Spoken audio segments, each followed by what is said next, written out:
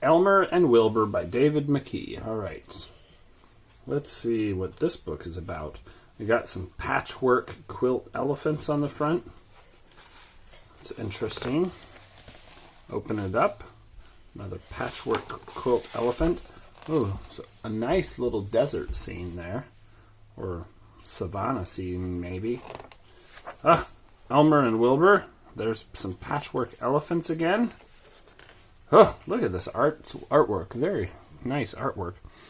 Elmer, the patchwork elephant, was waiting for his cousin Wilbur, who was coming to visit him. "He's late," said Elmer. "Perhaps he's lost. Let's go and look for him." Okay. So the elephant herd is looking for him. "What does Wilbur look like?" asked an elephant.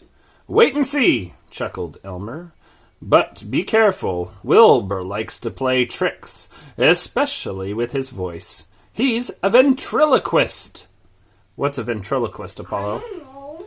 A ventriloquist is somebody who can make his sound or his voice sound like it was coming from somewhere else. He can make his voice sound as if it is coming from a different place to where he is. I can! Yes, from anywhere. Now, this is fun, said an elephant as they started to search. It's like hide and seek.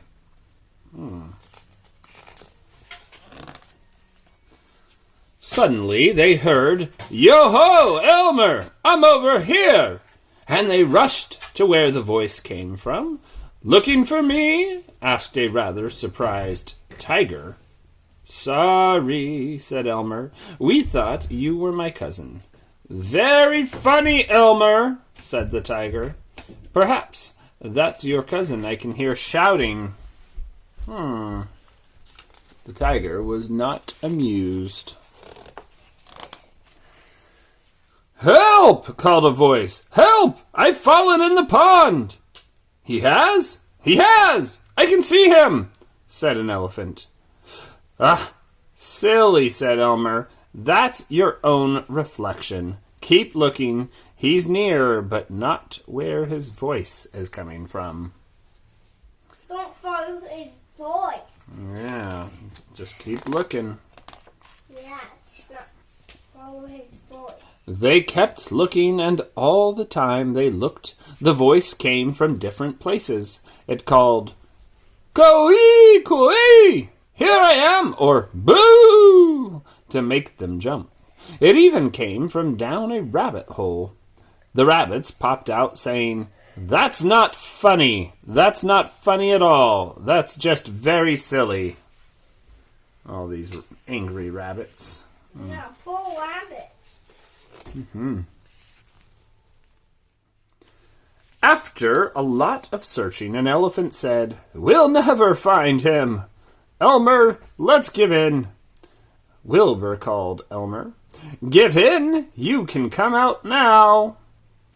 "I can't. I'm stuck up in a tree," Wilbur's voice said from above them.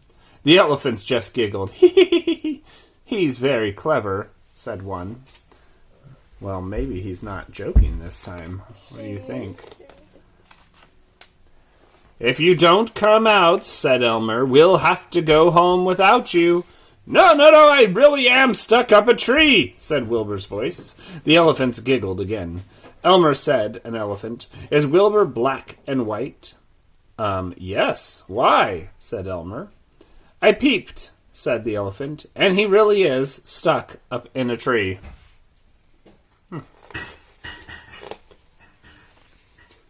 "Oh, there he is, Apollo, stuck up in the tree."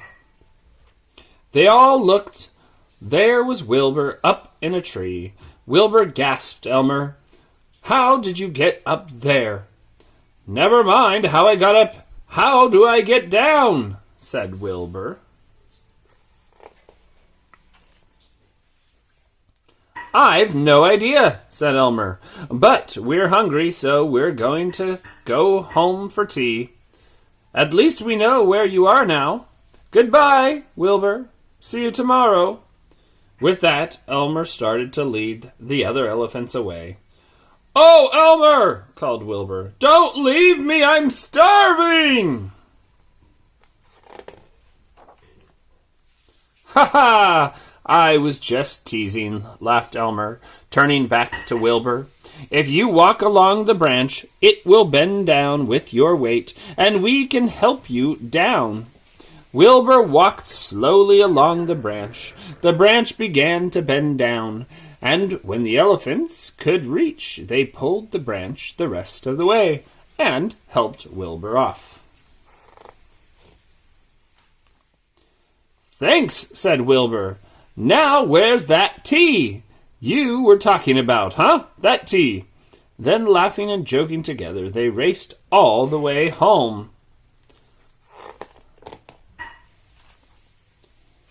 That night, as they lay down to sleep, Elmer said, "Good night, Wilbur. Good night, Moon." A voice that seemed to come from the moon said, "Good night, elephants. Sweet dreams." Elmer just smiled and whispered, "Wilbur, how did you get up that tree?" But Wilbur was already asleep. And that looks like the end, Apollo. Hasta luego. Adios.